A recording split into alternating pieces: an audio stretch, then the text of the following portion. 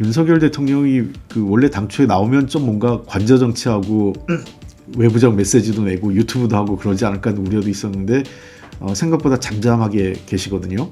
그 이유인즉슨 관련된 모든 보고서, 그러니까 대통령실의 보고서나 변호인단 쪽에서 또는 지인들의 관련된 내용이 윤석열 대통령한테 좀 올라가는 내용이 탄핵이 기각될 거다라는 거예요.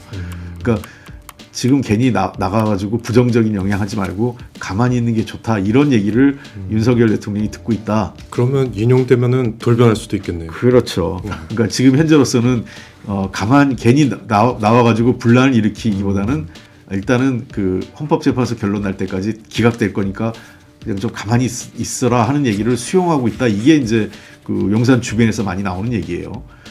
이 오랫동안 유력 대선 후보로 대와 있고, 그다음에 사실상 민주당에서는 특별한 변수가 없는 한 이재명 대표가 대선 후보가 되는 것이 뭐 거의 확정적이라고 저는 보입니다. 그런 상황에서는 당연히 이재명 대표에 대한 비호감도가 제일 높을 수밖에 없어요. 그러니까 그 이재명 대표 입장에서는 어떤 자신을 둘러싼 이러저러한 어떤 사법적인 문제나 뭐 개인적인 논란, 그리고 이런 비호감도, 이런 게 워낙 오랫동안 돼 왔기 때문에 새롭게 지지율에 더 추가적으로 반영되지 않을 것 같아요. 그러니까 제가 보기엔 일정 정도 영향 없다고 하지 않겠는데, 지지율이 뭐 제가 보기에는 뭐 한 1, 2% 정도, 뭐 한 2, 3% 맥시멈 그 정도 영향을 줄 수 있을지 몰라도. 윤석열 대통령이 석방된 이후에 관저 정치를 시작할 것이라는 관측이 좀 많이 나오긴 했어요.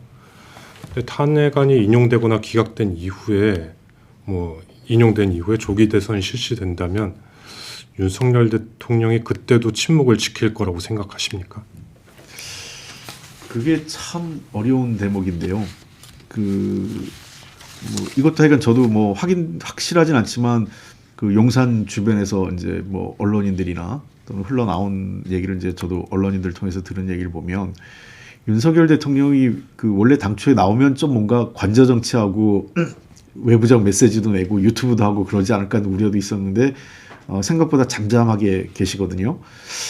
그 이유인즉슨 그 관련된 모든 보고서, 그러니까 대통령실의 보고서나 변호인단 쪽에서 또는 지인들의 어떤 관련된 내용이 윤석열 대통령한테 좀 올라가는 내용이 탄핵이 기각될 거다라는 거예요.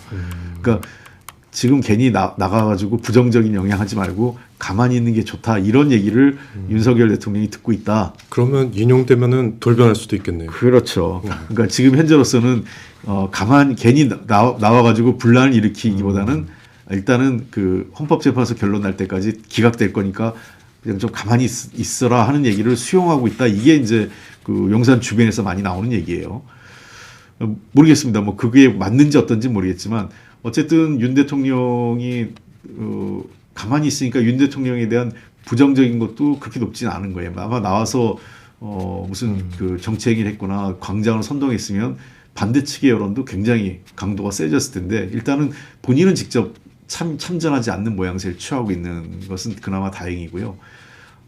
탄핵이 인용됐을 때 과연 윤 대통령이 어떤 행동을 취할까?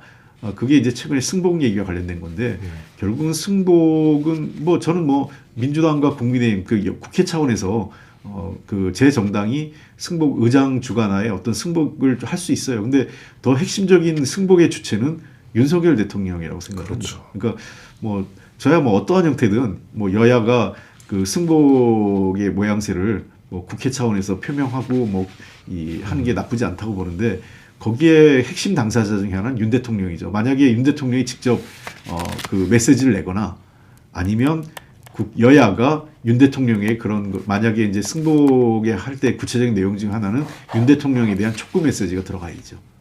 승복하라는. 그렇습니다. 만약에 조기 대선이 치러진다면은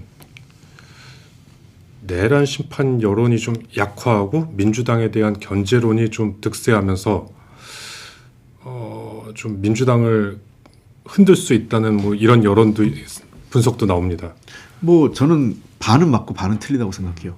한쪽 정당이 그 제대로 된 상태, 온전한 상태에 갖추지 못하고 치렀을 때는 압도적 차이가 나지만, 정상적으로 두 정당이 뭐 어떤 그 정당 시스템이나 또는 당내 구조를 정비한 상태에서 힘과 힘으로 제대로 된 전력으로 붙었을 때에는 제 보기에는 늘 3% 안쪽으로 승부가 박빙으로 붙었다는 거예요. 그런 측면에서 이번 선거도 말씀하신 대로 지금보다는 정권 유지 그 국민의힘 쪽의 지지율이 상당 부분 결집될 가능성은 있죠.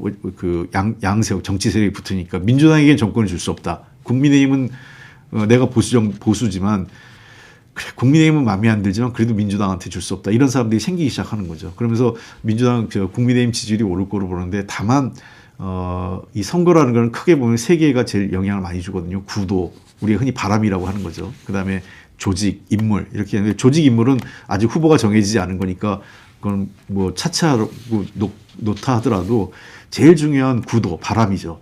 이 바람은 자연스럽게 이 탄핵에 대한 심판, 그러니까 저 비상계엄과 내란 탄핵이 된 그 사안에 대한 국민적 심판, 그리고 민주주의에 대한 회복 이런 것들이 작동을 할 거예요. 그 심판 구도가. 자연히 그 구도 자체는 민주당한테 상당히 유리한 거죠. 이 구도가 양쪽 적극 지지층은 몰라도 약한 지지층 또는 스윙 보터라고 할 수 있는 중도층에 대해서는 이러한 심판 구도가 상당히 영향을 주죠.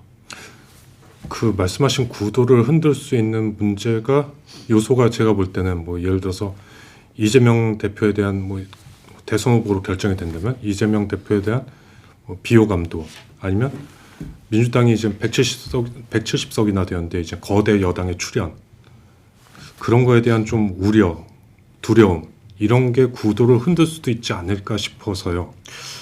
그러니까 그게 얼마나 효과적으로 할 수 있을지 선거 그 캠페인 과정에서 그 부분을 얼만큼 잘 부각시키고 그 소위 그 스윙 보이터인 중도층의 마음을 바꿀 수 있는지가 지금 국민의힘의 실력이겠죠. 보수 정당에. 근데 지금 같은 상황을 봐서는 별로 제가 보기엔 그 실력을 좀 못 보여주는 것 같고요. 두 번째는 이제 이재명 대표에 대한 비호감도인데 사실은 이 오랫동안 유력 대선 후보로 대와 있고 그다음에 사실상 민주당에서는 특별한 변수가 없는 한 이재명 대표가 대선 후보가 되는 것이 뭐 거의 확정적이라고 전 보입니다. 그런 상황에서는 당연히 이재명 대표에 대한 비호감도가 제일 높을 수밖에 없어요. 그러니까 그 이재명 대표 입장에서는 어떤 자신을 둘러싼 이러저러한 어떤 사법적인 문제나 뭐 개인적인 논란 그리고 이런 비호감도 이런 게 워낙 오랫동안 돼 왔기 때문에 새롭게 지지율에 더 추가적으로 반영되지 않을 것 같아요. 그러니까 제가 보기엔 일정 정도 없다고 하지 않겠는데 그게 이재명 대표의 당락을 어떤 당선되는데 떨어뜨리거나 뭐 어차피 당선이 안 되는데 당선 뭐 안 된다면 모르겠지만 당선될 사람이 그것 때문에 안 되거나 또는 뭐 그 지지율이 뭐 제가 보기에는 뭐 한 1, 2% 정도 뭐 한 2, 3% 맥시멈 그 정도 영향을 줄 수 있을지 몰라도 이게 뭐 5% 이상 영향을 줘서 선거판 자체를 좌지우지할 상은 되진 않을 거다 저는 이렇게 보입니다. 그러니까 이미 리스크가 우리가 흔히 반영됐다고 보이겠죠. 거대 여당에 대한 우려는 없을까요? 그 부분이 제가 보기에는 이런 아마 비상계엄이 없었으면요 다음 대선에서 상당한 부담이 됐을